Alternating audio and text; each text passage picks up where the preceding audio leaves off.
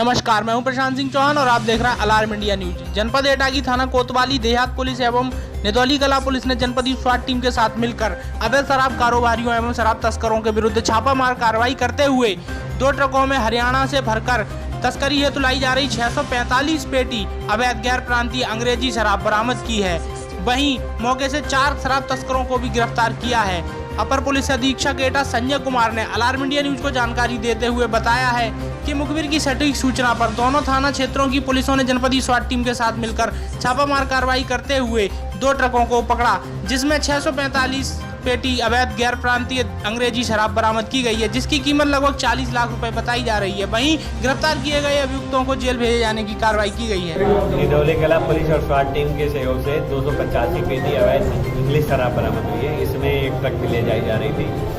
ये हरियाणा से चली थी और लखनऊ के लिए डिलीवर होनी थी। इसमें 2 व्यक्ति गिरफ्तार हुए हैं और 2 मुलजिम भागने में सफल हैं। उनकी गिरफ्तारी का प्रयास किया जा रहा है। बहुत जल्दी उनकी गिरफ्तारी करके आवश्यक कार्रवाई की जाएगी। मार्केट में शराब की कीमत लगभग 18 लाख रुपए आंकी गई है और इस पर आवश्यक पुलिस कार्रवाई कितनी हुई है, कितने लोग पकड़े गए इसमें? कोतवाली देहात पुलिस और स्वाट टीम की संयुक्त कार्रवाई में एक अवैध शराब अंग्रेजी बरामद हुई है 360 पेटी।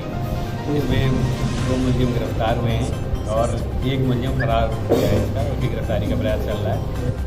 इसकी मार्केट में कीमत लगभग 22 लाख रुपए है और इसकी बरामदगी करके इस पर आवश्यक पुलिस कार्रवाई। अभी सब्सक्राइब करें हमारे YouTube channel alarm India news को और देश व दुनिया से जुड़ी खबरों को पाने के लिए प्रेस करें बेल आइकन को।